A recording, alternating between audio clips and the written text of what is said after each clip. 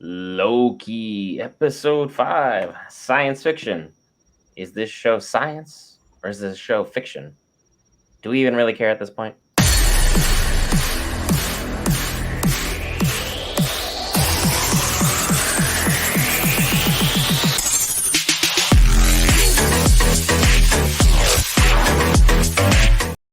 Hey guys, Brent here back with the band, the myth, the Marvel wheel as we cover all things Marvel, Lord of the Rings, DC, anime, video games, and more. This time, Loki, season 2, episode 5, science fiction. And we're going to start with our resident Marvel head. Tell me how you feel about this impending science fiction. Well, your name says it all. This definitely was filler, but necessary filler to kind of fill the bring the arc kind of full circle for a particular character. So, of course, we see what happened. Everything kind of imploded slash exploded at TVA. So things are everywhere, and people got wrapped up and shredded to spaghetti. So now what we're doing is we're actually seeing where everybody was in their original lives. I guess wherever they were taken from. Supposedly, that's what it looks like. So you got Casey's from 1962. He's breaking out of Alcatraz. Like, well, that's interesting. Didn't expect that from his character. That's pretty nice. See, it makes sense why he had all that treasure in his desk, so to speak, with all the Infinity Stones and stuff.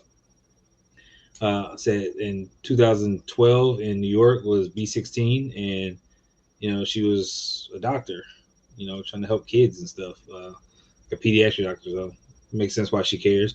You got Don, aka Mobius. He was in 2022 in Cleveland, Ohio, selling jet skis. We got Mobius on a jet ski finally. Like, this has been a running theme for the entirety of Loki. So it's glad that we finally get to see it come to fruition. He's there. He's lost a wife, got two kids, trying to figure out how to survive and sell jet skis. And then we got OB, freaking, who's a failed writer in what 1994, I think it was, in Pasadena, California. But he's also still like a theoretical physics professor. So he's still his same smart self. And where he's located, that was his office in the TVA. So it's the same spot. So it seems like Pasadena, California is where the TVA was first located when all this went down. So I don't know if that particular point in time was taken, that section was taken, and just bam, here it is. What's going on? So, Either that or he just hired the same decorator. I mean, quite possibly. But again, it's nice seeing is we're basically getting the backstory on where all the characters came from, what were their lives before the TVA, and maybe we'll find out at what point they actually got snatched out, or if we don't, it's not a big deal. We know where they came from.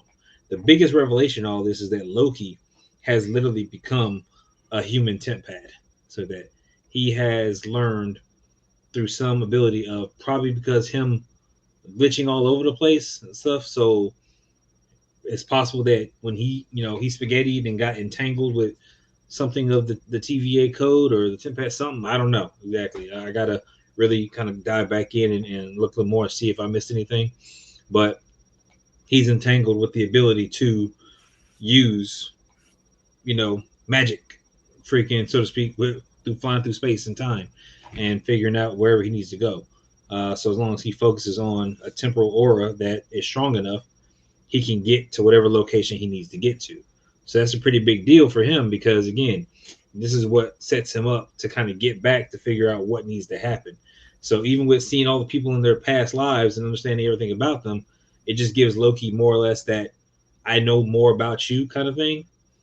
And the fact is that he actually cares about the people, which is, again, we saw he started to care more. He's always loved his brother Thor to a degree, so that he started to care more and more about him as the movies went on. So we get the same thing here. Again, he's actually having friends, people that he cares about, and he's trying to save them to the best of his ability. So again, Loki is having a whole freaking full circle moment where he's like, "Hey, I got to do this," and it's absolutely fantastic. I'm very happy to see the direction Loki's going. And I mean, now that we know Loki can time travel, I can't wait to the point he time travels back in time So he stops Thor from using Get Help as a means of escaping everything that was going on. Get So, I help. mean, there is a lot to break down. And honestly, I think a lot of the fans were excited to see some of these characters' backstory. I'm one of the people who I did not give a singular care in the world about what's going on here. With where we were the last episode, the high that we were on to hit me with this draw, I don't care. We just basically went through the hero montage of Rocky of you found out you're worthy enough to be a hero, which we already know. The show has your name in it.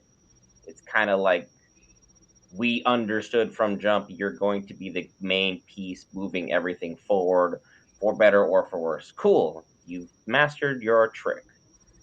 I'm happy for you. Congratulations. Let's get back to Kang and the real actual threat that is going on. He is the biggest problem. And I'm sure if Loki can ascertain and use magic to figure out where he needs to be, I'm sure Kang has already done it 10 to hundreds of thousands of times over. The dude is inevitable. That's how he rolls. It would not be called He Who Remains if you could snap your fingers and he's gone. So this man, this entity, this enigma is going to have to continue to push Loki to be great. And Jonathan Majors has sold the role to the point where it's like, I saw the article that was posted. We shared it in Geek Variants on Facebook. They thought about doing a full switch away from Majors when allegations started coming up. Right now, I don't know what the allegations stand, but as far as his acting chops are concerned, he's sold me on the big bad. Sure, we can have two big bads running concurrently. We can try and get Doctor Doom in the picture because I don't think any self respecting Marvel fan says Doom. No, thank you. Because, I mean, Victor Von Doom, that's a hell of a name. It's what it needs to be. And this episode for me, filler, was kind of cool at certain moments, but I will say the pacing of this episode was all over the place for me. It's amazing just how cool Ouroboros was in every single timeline, though. I will say I probably would have bought his book. Just gonna go out there just because OB is still OB. But just about everyone else is like, cool, we got the band act together, and now you snap back into the point in time where Kang is about to walk out and turn into some cool ass spaghetti. I don't know what to tell you.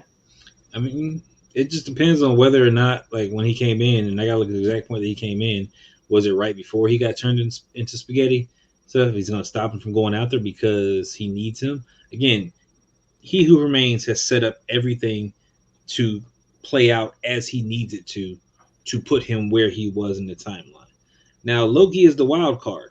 So can Loki have that much of an effect to change the events that are already set in motion by He Who Remains? Is he going to be the wrench, in the gears to stop everything? Is he going to change the course and trajectory? I'm pretty sure he's going to have some major part, which is He Who Remains is not going to get exactly where he needs to be. But again, we've got several versions of him that are out there and already floating around, as we've seen in Quantum Mania. So how are they going to play it? A lot of things are starting to tie into this because even with the Captain Marvel trailer, when they kind of showed everything and one of the last cards and stuff like that, all the words faded out except for the X, which is still kind of lingering for a second. It's like this is stuff that is being changed, and we already know that Miss Marvel is now a mutant. So what do we got going on in the universe? We know Wolverine and Deadpool is being filmed, for Deadpool 3. How many ramifications is it going to be for Loki to mess up He Who Remains plans and cause it to splinter off, or are we going to just keep one singular timeline without branches, or are these branches going to have different heroes and different universes going on at one time, which could pose a good thing and a bad thing for Marvel, depending on how they want to run it, because now you got to run multiple properties at the same time, which it's fine when it was kind of working with Sony, because Sony has their own thing and then Marvel has their own thing. Everything is in one, and everything's one over here, and two separates are managing it. Even though they just introduced that Venom is fully aware of Spider-Man and was definitely going to be a part of what we had going on, but then talks have gotten where they are. It's like trying to run things concurrently is fine, but it needs to be done correctly. We've seen Yes. multiverse to death, and so far, only thing that has gotten multiverse right has been not Marvel, and it has not been DC, which is horrific to say, as far as because these are the pinnacle of geekdom in comic books. Nothing gets done without one of these two giants being at the forefront, and the multi dimensions hasn't been it, man. It just hasn't been it. This show's been great. We just had this one episode where, inevitably we had to do something like this, and it's all part of pacing.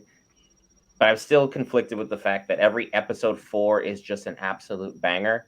Hmm. And then every episode 5, where I'm always sitting here like, where is episode 6? I It's, already it's knew you were going to waste my time, but why are you doing it so obviously that literally nothing happened? But I still sat here for 40 minutes watching nothing happen. yeah, I'm kind of looking at it like as a tornado or whatever. It's like what happens? You get hit with the initial wall, then you got the eye of the storm where everything is calmed down, and then you get hit with it again. So I'm hoping that Marvel's definitely got something for us in episode 6 to really kind of set things up.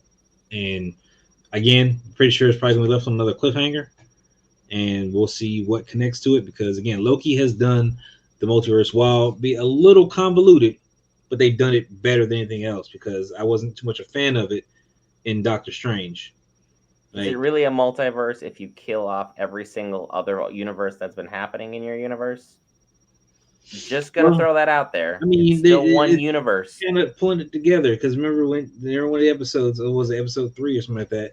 Several branches got pruned, and you had like one main. You had like 3 or 4, and I was like, okay, you could work with that. Still a multiverse because it's multiple, but how they want to run it. And next thing you know, branches started growing back. So now it's too much for the loom to handle, and this can go any direction where they can have a bunch of stuff branch off. They can have something that wrangles all the branches together and forces them into a single timeline. And that would be pulling everything together into one timeline, which could cause all sorts of pandemonium or, whatever. It just depends on whatever heroes are present. But also, there's talks about bringing the original Avengers back, which, let's be honest, I would love to see the original Avengers, but I don't want them to do it at the same time. Like, Stay dead. It's best for everyone. You the can way put they butts went in out, seats, but we're not here for it. the way they went out made sense, and I'm fine with that. I don't need you to bring them back unless it's in very specific roles for something. Again, AI Tony Stark makes sense to make an appearance for Ironheart at the most. Like, I don't need much else other than that. Black Widow is dead. I don't need anything else. So that Cap's retired. He got Cap's the best retired. life he could have wanted to. Sam Wilson is our new Cap. We are Yeah, set. We I'm don't good. need a change. We're good. We're good. So I want to see how they're going to run this because again, depending on what heroes they have present, are going to be what they fold into the mix. So they can kind of bring in heroes at any point in time. This could be what causes more of the mutant gene to kind of surface into this world. So like again, we don't know yet. So it's literally just a toss up, and we're gonna see where the chips fall when it comes to Marvel because I can speculate on this all day, but that's gonna be a really really long show. So I'm gonna Whoever's leave making this spaghetti, you forgot the marinara. Just kidding. I just had to do that. Anyway, for those of you who have watched this long, 13 and a half minutes, thank you. Go ahead and hit that lovely red subscribe button. We cover all things Marvel, DC, Lord of the Rings, anime, video games, and more. This time, we went to a bit of theory crafting because that's kind of what we do. We'll see you in the next one. Invincible Season 2, baby.